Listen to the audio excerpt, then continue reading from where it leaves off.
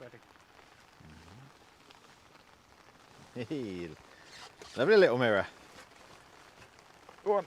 Whoa! Me landing net stuck behind my umbrella. There we are. Gotcha. You can tell I don't fish under an umbrella too much, can you? Yeah. Guess what we had him on? Oh, there was two on there, but we've had one. Oh, another one. Very, very long barbules they're fishing here. Cracker. Pop him back. Oop. And as you can tell, the weather is rather pleasant. So you don't see Jamie Hughes dragged out in this weather, do you? So, but somehow they've dragged me out, and hopefully it'll clear up. But it's really nice. I'm all nice and comfy under my umbrella. I've just got a little 9-foot rod, chucking about, I don't know, 20, 22 metres out. Hook something big and ugly there, me. There we are. And I'm just chucking a little 15 gram small open alloy method feeder. Little 9-foot bomb rod, 6 pound line. And I'm swapping between 1 or 2 dead maggots and a little micro band and wafter as well. It's my first ever outing using the micro band and wafters. So, and I've had 3 fish on those already, but we've just swapped a maggot. We'll pop 2 on. Generally 2 reds, but don't ignore fishing. Oh, I burst that one.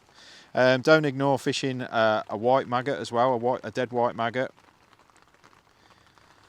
But 2 reds if in doubt, you can't go far wrong. And I've got 3 mixes with me. So I've got micros, just fishery micros. And I've got some ground bait, match method mix. You could use crushed expander or something like that, but I find match method mix stays down a little bit more. It doesn't cloud up too much. And I just find that's a little bit better at the moment. But when it goes really cold, I might start using F1 or crushed expander. And then I've just got a little mixture of the 2. If it's hard, more ground bait than micros. If it's good, just micros with a dusting of ground bait. So we'll use that now. And there's different ways of loading this. Sometimes I'll put a little bit in at the start, really compact that in, and then put my 2 maggots on top and then a little cap on top. And I don't squeeze that one on too hard. I want that to, we're not chucking it far, it's only shallow water, and I want that to reveal the hook bait pretty quick. We're after small to medium fish, so I want to catch relatively fast. If it was deep or I was waiting for bigger fish, I'd really compress it hard, just to guarantee it's a nice little pile, but I'm sure that'll be working pretty fast in the peg. So I'm going to stand to the side of my umbrella just so I can cast.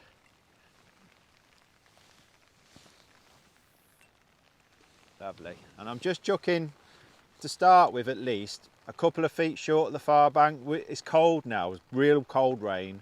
Venues are going clear now, so don't think you have to chuck tight.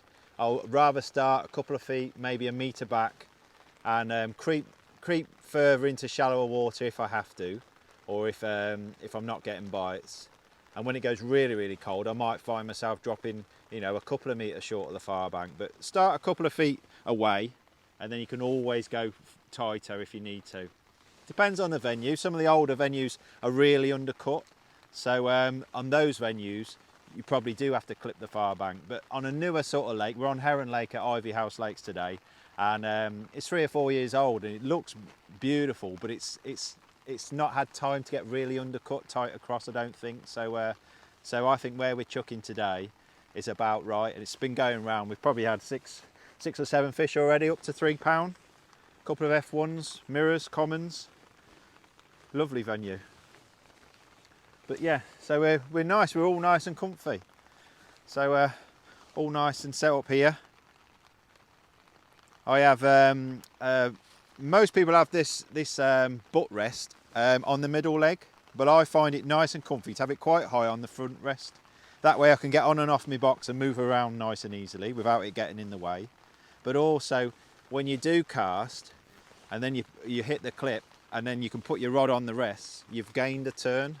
If you cast and then put it on the back leg, you're bringing the rod back. So you actually gain a reel turn on your reel in case you hook anything big that that storms off.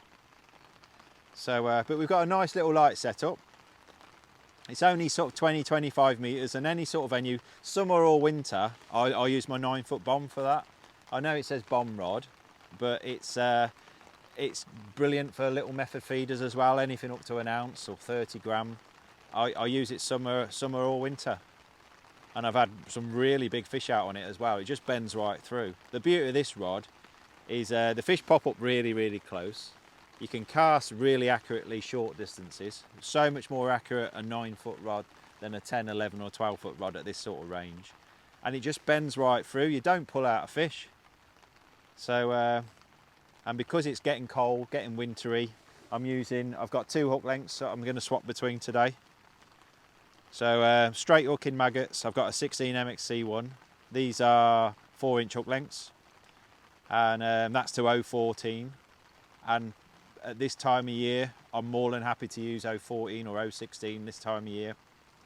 I'd use 020 in the summer, but we're scaling down. We have to, especially anywhere there's F1s and small carp, then I'm happy to scale down. I'm confident I won't get broken. The tip's dancing a bit. And then if I'm banding, I'll use a 16 MXC6, and that's again to 014, but perfect for a little match with this light rod, little light feeder. Again, the little light feeder's not going to bounce out those light hooks. So yeah, as far as hook baits go, like I've said, 1 or 2 dead red maggots, don't ignore a white maggot. But this is my first chance to get out properly with the new micro banding wafters. And I do like a washed out pink. We'll probably chuck that next. Washed out pink, washed out yellow. They do come in bright fluorescent, and washed out and white. So, but they're what I've been using. The krill and squid ones have been going around nicely today. But I swap between those 2. I try not to complicate things too much. You could put a normal fishery pellet on as well, a 4mm or a 6mm banded pellet. But I'm confident. And it's all about confidence this time of year, that a dead maggot or a little wafter is all I'm going to need to get bites.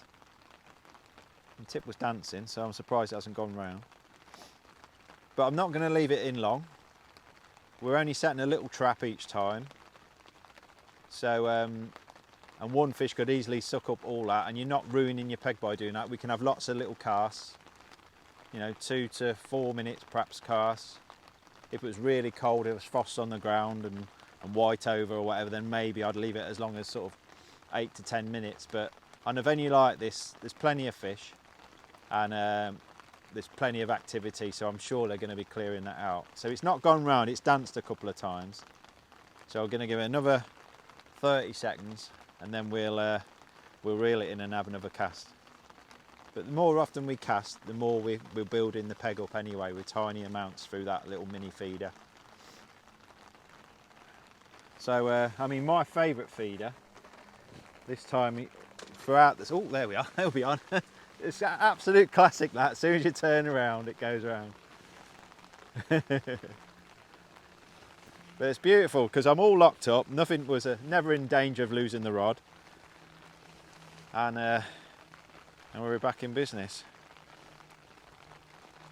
You can see that rod just bends right through, whether it's a 4-ounce fish or a 4-pound fish, it's just going to bend right through.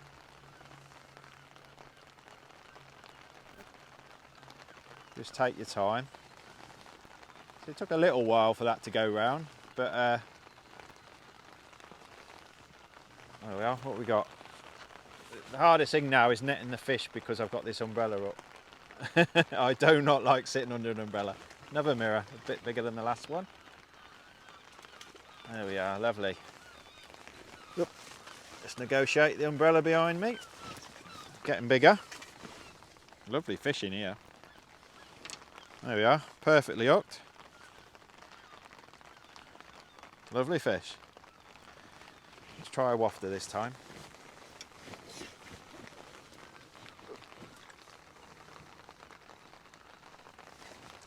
Don't tell your mates. So we'll swap that over. So this is a nice inline setup. Ever so easy. So we've got the stem there. We can pop that feeder off.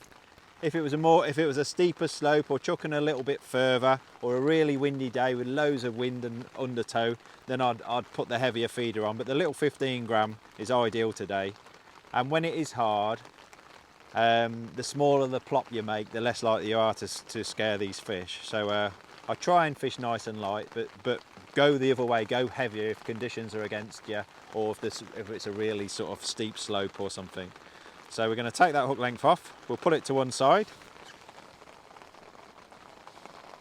and we'll just pop on our little bandam wafter on, a little micro one. I say this is my first proper outing with them, and it's already been working, so that's good. Never in doubt really, but now it's the time of year to be using them. And that sort of size fish I've been catching, they're a sucker for a nice little hook bait like that. They just don't treat it with any sort of suspicion.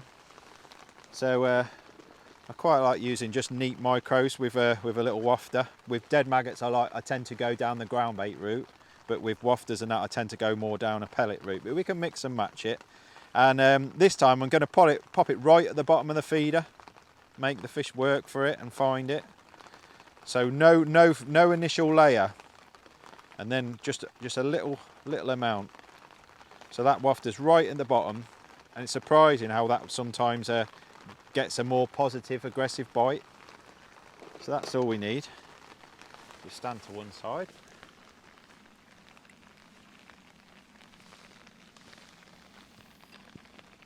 Plop.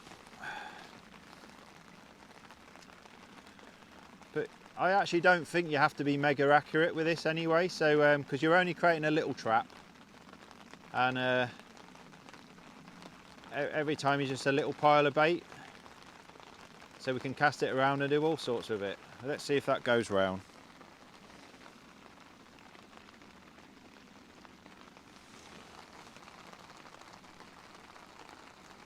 That's going to go already. Well, that's the trap set. I don't think it's going to be long before that goes round.